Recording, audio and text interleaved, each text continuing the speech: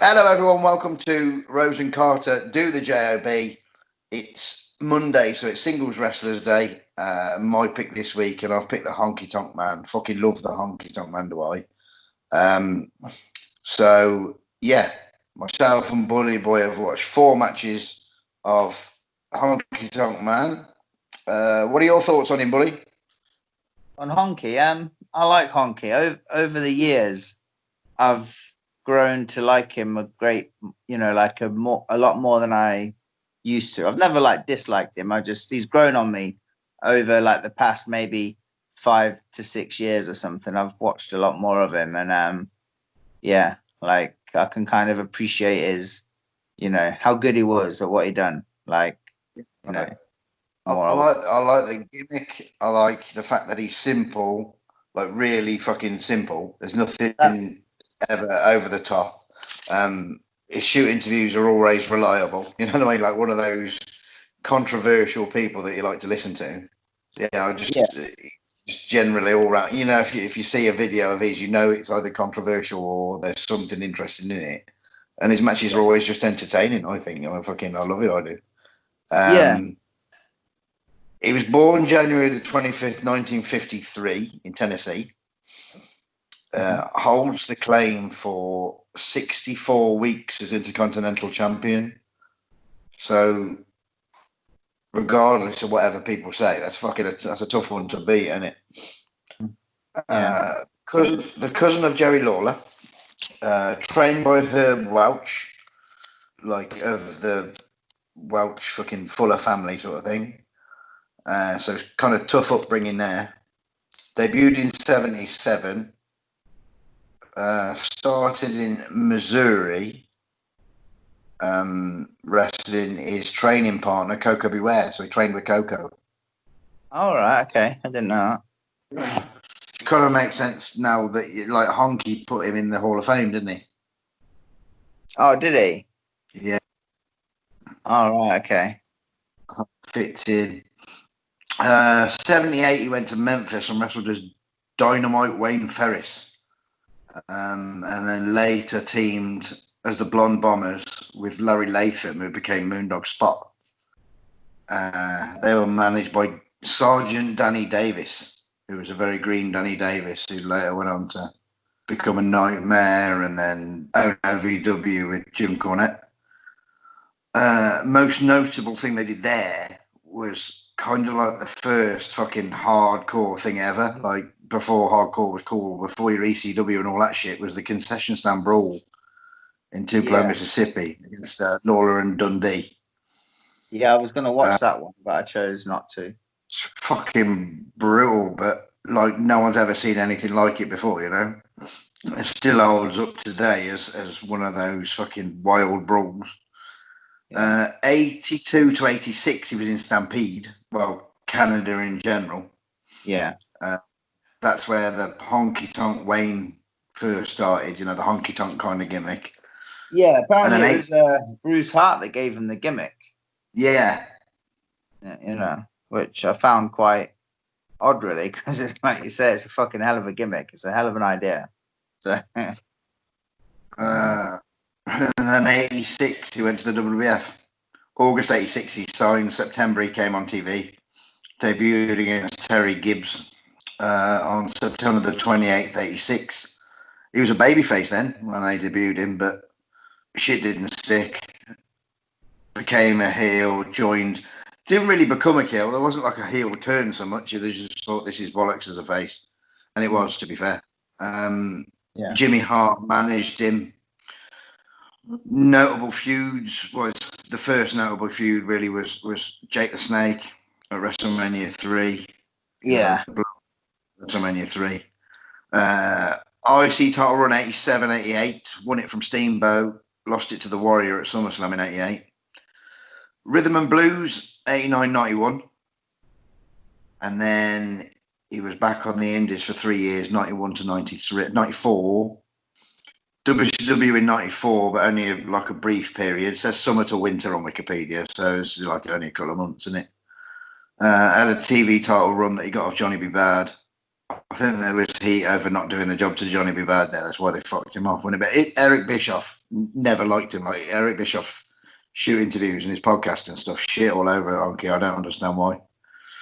No, I don't. 95 to 99 back on the Indies, but there was various WWF appearances along the way, apparently. He came back and managed Rockabilly. Yeah, I remember that. 97, 98. Did commentary as well, didn't he? Yeah. 2001 Rumble. Yeah. Shit with Santino Marella, because Santino was a long time IC champion, so there was stuff there with him that he did. Old School Raw, Hall of Fame in 2019. I thought was really strange. He made a cameo appearance on Lucha Underground in 2016. Of all the places you wouldn't expect to see Honky Tonk Man. Definitely. But yeah, still a very popular gimmick. We're like fucking nigh on 40 years in, do you know what I mean? Yeah. So, yeah, really popular gimmick. So, sorry, 30 years, not a year. Anyhow, Rhoda, what was the first one you watched, mate? The first one I watched was fucking hell. It must have been the year after he started. It's from Memphis. Jimmy Valiant and Wayne Farris against Danny Davis and Sammy Holt. Beautiful. Yeah, it's from the 11th of November, 1978. CWA. Like long blonde hair, was it, sort of thing? Yeah. I like the setup there as well, like the small crowd, but a real nice little setup. Yeah, TV studio. Yeah, very very cool. It was pretty much a squash, really. Jimmy and Davis start, little heat, tags in Farris, quick tags. Holt comes in, but literally, I think it's about a 5-minute match or something. Valiant just beats him with an elbow drop for the win. I don't even know who like Sammy Holt is, to be honest. No, I never heard of him, but he looked fucking shit anyway, to be fair. Like they had like a local sort of TV guy crew, so must have just been one of those, I guess. He just looked a bit odd, like a bit awkward, and didn't really know. I mean, he might have been new as well. I don't know, but he just didn't look very fucking competent in the ring. But anyway, it was pretty much of a squash match, but I thought it was okay. It was, neither here nor there kind of thing. But yeah, 5-minute TV squash, really. But, They were the villains, though, right? Yeah. I suppose back then Honky would have looked a little like Jimmy Valiant anyway, wouldn't he? He did, yeah. They had a similar look, actually, yeah. Yeah, so they would have looked like a team. I'm not sure I've ever seen Honky and Jimmy team, but they look like a team. I'd have thought they would have at that period. And Honky would have been new, wouldn't he? When did he start? You say 77. 77, yeah. Yeah, so a year after. So yeah, so putting him with somebody because Valiant would have been already established by then. Yeah. You could tell as well. Like mine was an early one as well, but quite a while after yours. Not in '85, mine. All right. From Canada, All Star Wrestling in Vancouver, which he must have done just before he went to WWF. Yeah, because he was advertised, like the thing on the screen said Honky Tonk Man, but the commentator was saying Honky Tonk Wayne.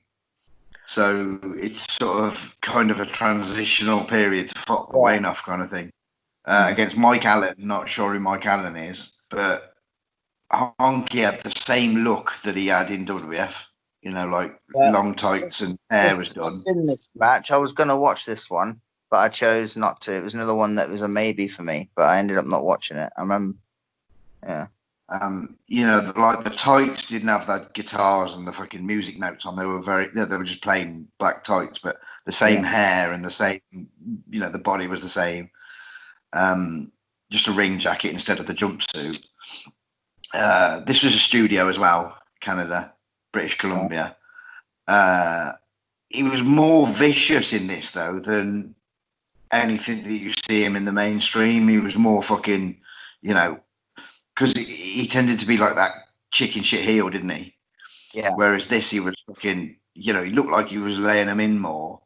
But I guess often Canadian wrestling has a little bit of a reputation of being slightly stronger than, your American stuff. So maybe that was just because it was Canada. I don't know. There was some fucking brutal like punches up the chops. I mean, Honky's a pretty good punch anyway, but Honky's light. You can just tell he's light, whereas these look fucking ready. He'd done a backbreaker like I've never seen Honky do a backbreaker before. An elbow from the middle was the finish. Never seen that. And then he did proper fucking Ric Flair. Pardon? From the middle rope, like yeah. All right. That was which unheard of as far as Honky Tonk Man, mainstream Honky Tonk Man goes. So he wins with that, and then there's like a Ric Flair style promo about him being fucking limousine riding and fucking diamond collecting and all this shit. So it just reminded me of something Ric Flair would say. But you could see that was very early Honky Tonk Man, not Wayne Ferris, but Honky Tonk Man. If I was Vince at home watching this on a videotape, it would be somebody that I'd bring in because it just fucking fit New York, you know what I mean? And clearly it did. Fuck knows who Mike Allen is, sorry, but good on him. What's next? My next one is an IC title match from Prime Time, May 9th, 88 against Bam Bam Bigelow. Oh, I saw this. I considered this because this was quite high up on the fucking YouTube list. Right. Almost at the top when I put Honky Tonk Man wrestling. I always put the rest of the name and then wrestling. Right. I just put the name. I just put the name and then verses and then see what comes up, kind of thing. This match was this was all right. Like nothing special, but it was decent enough. It was Honky does a lot of his stalling and powdering at the start, for quite a while. Just like the whole chicken, like you're saying, the chicken shit type thing. They do a bit of cat and mouse, like on the outside. Fucking Bam Bam chases him. I was expecting Bam Bam to like get cut off, sliding in, but they continue like Bam Bam in control. So he slides in after Honky. Honky goes for him. Bam Bam cuts him off. So it's still Bam Bam, which is quite rare because you'd expect the heel to take over at that point. But nah. And then Bam Bam actually controls a fucking hell of a lot of the match, like a lot of it. He works in his arm like for a long time. And they go to the whole, it's on Prime Time, they go to the whole like Bobby Heenan and Gorilla thing when they're like chatting. Like for some reason, Gorilla wasn't there. It was just Heenan on his own. But anyway, they've done that a couple of times, went back, and Bam Bam's still in control with the arm, literally all arm work. And there's not really that much offense from Honky, really. The finish of the match was they were outside the ring again, and it's actually not a bad finish. It looked a little bit scrappy towards the end. I don't know whether they fucking knew what they were doing or if there was just not like terrible, but it just looked a bit odd at certain bits. But the finish was all right, I thought. They're outside. Ref's counting. I think Honky kind of goes under the bottom rope. I think they're unaware of the count from the ref. Bam Bam hits that big splash over the top, the springboard splash that he does. And then like the ref don't count it because he's counted him out. So Bam Bam effectively hit like the finish, but he got counted out. Honky got in the ring first. So that was the finish. It was a count out finish. It was an all right match, to be fair. It was all right. Yeah, the finish puts both of them over, so that's pretty good, isn't it? Yeah, I like finishes like that where they both end up looking pretty strong. So yeah. It would have been unconvincing, really, for Honky to beat fucking Bam Bam, wouldn't it? Yeah. Mine's from 89. So what I've done 4 different promotions. Right, yeah. Over a 28-year period. So I wanted to do, a WWF one and I wanted to do a WCW one. So I've picked 89 because it's my favourite WWF year. So Yeah. 89, November the 12th versus Tito Santana on Challenge. All right. Tony Schiavone and Gorilla Monsoon on the commentary. They announced Tito. The fucking pop in that building was massive for Tito in 89. Yeah. You know, two ex-intercontinental champions. Jimmy Hart with Honky, obviously. There's some arm stuff early on. Big atomic drop to Honky. Tito's back on the way he arm. sells the atomic as well. He's fucking bouncing around. Him and Rick Rude are the best atomic drop takers, aren't they? Aren't they? For different reasons as well. They both look very different when they take it, but fucking brilliant. Brilliant. The cut-off's really good here because, like, Honky backs Tito to the ropes whilst he's in the arm. You know, he's got the arm. He's in the ropes.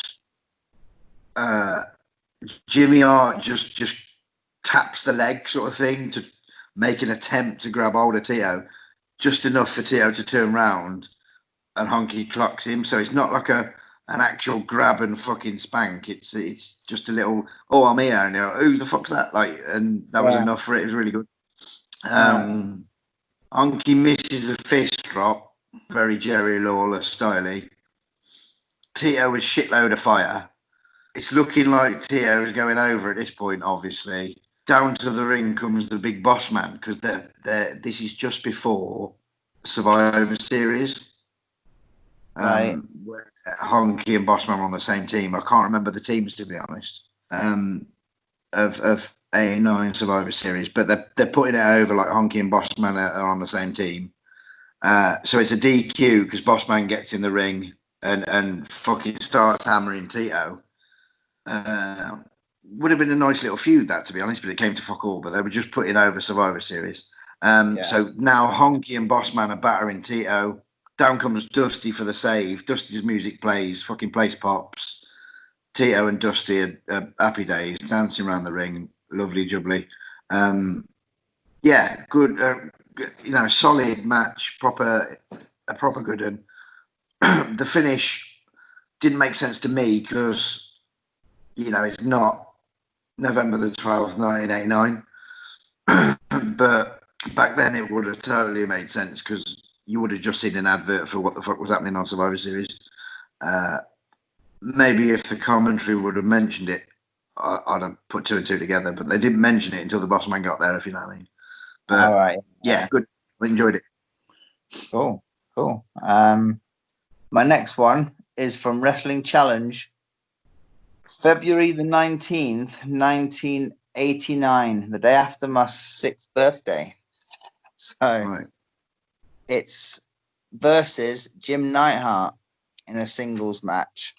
Feb 9th. Yeah, I don't know if this was like leading up to anything. It's February, so. WrestleMania 5 was the part against Rhythm and Blues, wasn't it? So yeah, that's right. Yeah, so that had been the build up to that then. Yeah. This match I thought was all right. To be honest, it was a little shine from Neidhart at the start. The cutoff is a bit strange. Like, it's a good cutoff, but also a little bit strange because, like, Neidhart grabs him, like he chases him outside, and Honky's getting in the ring, and like Anvil grabs his ankle, and then the ref's on like Honky as he's got his ankle kind of like through the ropes as Neidhart's got it, and fucking Jimmy Hart clonks him with the fucking megaphone, which would, you know, be a fucking finish, wouldn't it? Really? Yeah. It's just basically the cutoff, and Anvil's just a bit dazed on the outside. Like, it would have been all right if it was like, okay, I know it's only fucking Jimmy Hart, but a megaphone around the fucking bonds, you know, you'd have thought that's fucking. Don't know who's throwing that, you're going to feel it, isn't it? Drop it on your fucking foot, you're going to know about it, yeah. Well, yeah. So anyway, that's the cutoff, which I thought was odd. But anyway, the finish of the match is a bear hug by Anvil. Looks like Honky's fucked.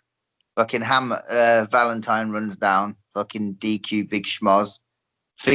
puts the figure 4 in anvil after the match, and fucking the Hitman comes down to make the save and fucking adds to the fuel leading into WrestleMania, I guess. But no, it was a good match. It was I'm all guessing right. if that was February, the match. Yeah, if that was February, I'm guessing the match for WrestleMania would have been booked after this, based on this. If you know what I mean. Yeah. But no, it was an all right match. I thought it was pretty simple. Like I think all the Honky Tonk Man's matches are simple, to be honest. But They are, yeah. yeah. But like, I think he's the perfect example of doing fuck all but making it mean something. You know what I mean? Like, yeah. My next match proves that, and I've written in it how simple it was, and there was no wasted motion. It was just fucking. This next one that I did was, for me, it's fucking wrestling perfection. It's WCW main event from November the 13th, 94 against Brad Armstrong. Now, here, in my opinion, you've got one of the greatest villains of all time in Honky, one of the greatest baby faces of all time in Brad Armstrong. Honky Tonk Man, it's known of his respect for the Armstrong family, and Bob Armstrong would have booked him well in the continental area, southeastern, for a certain period of time, I guess. He was billed in WCW Honky from Honkywood, USA. Fuck knows what that. Why you wouldn't say he was from fucking Memphis, as he was a Elvis impersonator. Good, Tolly and Larry Zabisco on the commentary. At this point, Honky Tonk Man had brought in that single strap thing, Jerry Lawler style. All right, okay. Not sure whether that's to hold the derby in or what, but they're putting over this would have been like Saturday or Sunday, I would have thought, wouldn't you? WCW TV. They're putting over on Tuesdays wrestling Johnny B. Bad for the TV title. When's that? Of chicken. That's November, isn't it? Yeah. Yeah. November 13th, 94, this was. So, yeah, Clash of they're putting over that, Honky Tonk Man taking on such a big match before his TV title match, blah, blah, blah. Chicken shit heel at the start. Brad's such a good baby face. He's fucking ready there for him all the time. He's constantly moving. He's constantly trying to get hold of him. He's not one of them baby faces that stands in the corner fucking waiting. That fucks me off about some baby faces, that little fucking nitpicking. But there's a game of one-upmanship at the start, like anything fucking Brad does, Honky tries to do and fucks it up. Honky Tonk Man selling is fucking amazing. Like, just taking an arm and he's shitting himself, and the legs are going and the arms going, and it's fucking brilliant. So simple. Not a single bump from Honky on the whole fucking thing, but you don't need it. I've written no wasted motion, no rush, time to sell, time for people to react. He goes for a shake, rattle, and roll, and Brad backdrops him. The only fucking bump of the match. Do you know what I mean? Yeah. Then up he gets, fucking off the ropes, goes Honky, reversal, Brad goes in, baseball slide, lovely finish this. Baseball slide from Brad Armstrong. Honky turns round, kicks him in the darb, shake, rattle and roll, quick as you want. Beautiful finish. Like I said, no fucking waste. It was literally fucking a punch from Honky. Brad sells like the fucking amazing seller. Just a cracking, beautiful little thing. It was like 6 or 7 minutes. Marvellous. Enjoyed it. What's happening? What have I got? I got one more. So my one is from the same period as yours. From then, mine's October the 1st, 94, against Terry Taylor. Terry Taylor. Yeah. For the Meltzer Scab. What? For Dave Meltzer Scab. Trying to fucking read my. This match I was a bit like fucking. Honky went over like clean, like pretty quick, and I just thought it wasn't like a squash, but they kind of made Terry look a bit shit, to be honest. I thought he would have, gave a bit more. But overall, out of my 4 matches, it's probably the one I enjoyed the most. It was a decent match. Just I thought Terry Taylor would have had a bit more because it was only about 5 minutes, 4 or 5 minutes. You know what I mean? And they go to like they start off with some chain. Honky gets to the ropes a couple of times. Like he'll grab the arm, he'll get to the ropes, he'll grab something else, get to the ropes, kind of thing. And they just go to tie up again, and he'll just knee him in the guts for a cut off. And it's just basic heat from Honky. And then there's a little comeback, like towards the end by Terry, but really not that much. I really can't remember what the comeback was now, but it's a pretty nice little comeback, like 20 odd seconds of some offense. And all of a sudden, fucking boom, shake, rattle, and roll for the finish. And that was it, just out of nowhere, really, which I was a bit surprised at. And that was on Terry Taylor. Yeah, like really. I mean, it's like they were mentioning the bad news, the fucking bad news, the fucking Johnny B. Bad match as well. Like in this, because this was a month before yours, so they were building it up in this match as well. But they were really making like Honky look really good, like round about this time. Because I haven't seen any Honky from like '94, like WCW. I don't remember ever watching him in WCW, to be honest. So that's why I went. There wasn't a great deal of WCW. I specifically put WCW in for this period, just in case there was something I just couldn't find putting the wrestling, Honky Tonk Man wrestling in. And there wasn't a great deal on there. But I suppose if he was only there from summer till winter, what's that? 3, 6, fucking 9 months tops, isn't it? Yeah. Yeah, I mean, like the match with Brad Armstrong, Brad got plenty in, and no disrespect to Brad Armstrong in any way, because I fucking love him, and everybody knows that. But he was the lower down the card wrestler to Terry Taylor, wasn't he? So you would have thought, if Brad Armstrong didn't get a lot in, it would have just been a Brad Armstrong match, because that's not unusual. To kind of, use Terry Taylor in an enhancement way is a bit fucking odd, isn't it? But someone pissed him off. He must piss someone off again. Because he didn't get like I say, he like during the chain at the start, he'd get the better of him doing some, holds and that was it until his tiny little comeback at the end. Like really surprised me when I was like, fucking hell, it's like over. It's like, so it really was like a fucking, like, like a JOB guy just doing. Like he could have been against fucking Bill fucking Peterson on SmackDown. No, on Superstars rather. Yeah. Yeah, that's exactly what it was. But my last one was a match that I discovered about 18 months ago on YouTube. And I've robbed quite literally fucking everything from it.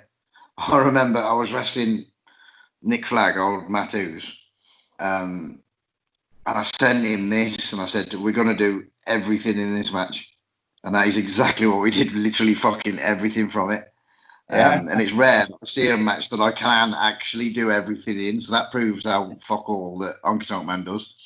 It's from 2013. It's like some outdoor fucking festival kind of music show, kind of, everything that we do, really, versus Danny Doring.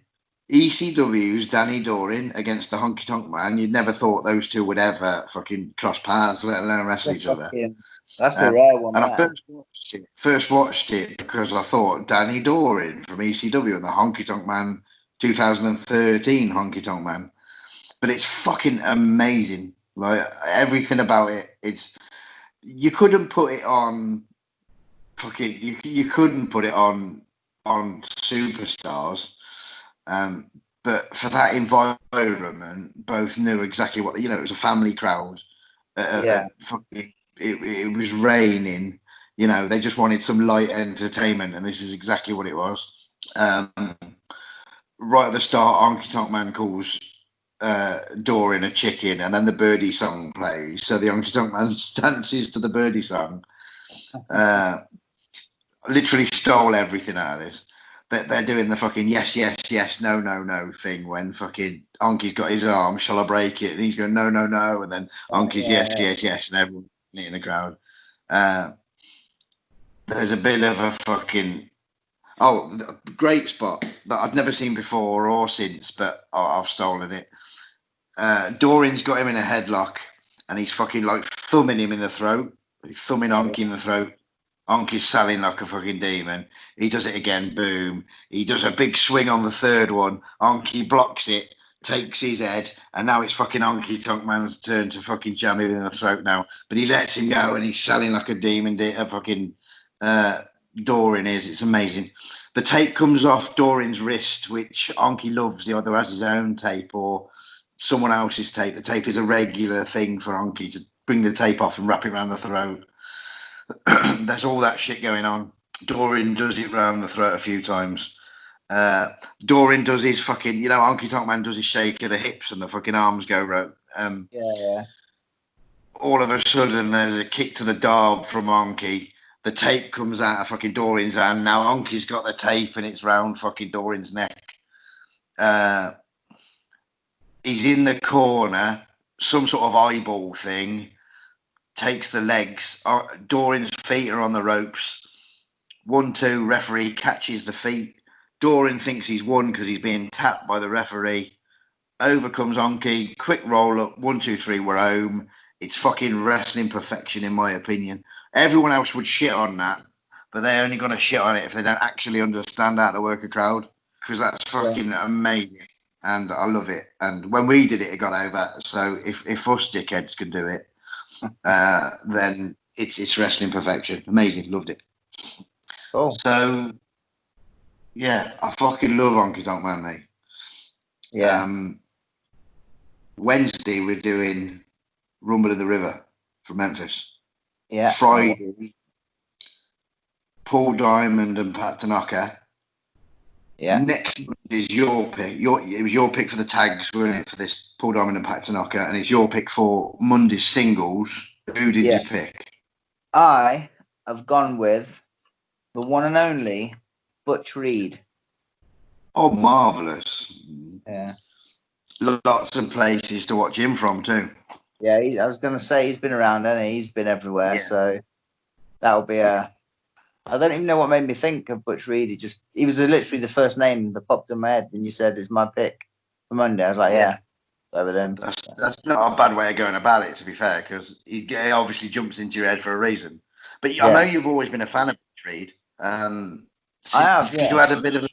You had a binge watch on Mid-South, didn't you? I did quite a while ago, and he was the one that fucking... he was a massive star, but he could have even been a bigger star, in my opinion. He was a big star in himself, but I just think his career, he could have been a fucking IC champ in WWF. I wouldn't have been surprised if he was NWA champion, to be fair. Yeah, I read a comment actually earlier on Facebook saying that he should have been the NWA champ, stuff like that. Fucking hell of a talent. Very good, very fucking brilliant wrestler. He was a fucking powerhouse as well, wasn't he? Fucking right. Yeah. But he could brawl, strong man, but also could do a bit of the wrestling. Yeah. So he could wrestle anybody, which would have fit that NWA mold, wouldn't it?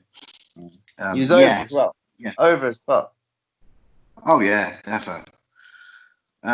Look forward to that one. We'll see everybody at home on Wednesday for Rumble in the River. Watch it's on YouTube. Put Rumble by the River, PPW, Memphis Wrestling. Marvellous. We'll see everyone then. Thanks for joining. Laters, Holmes.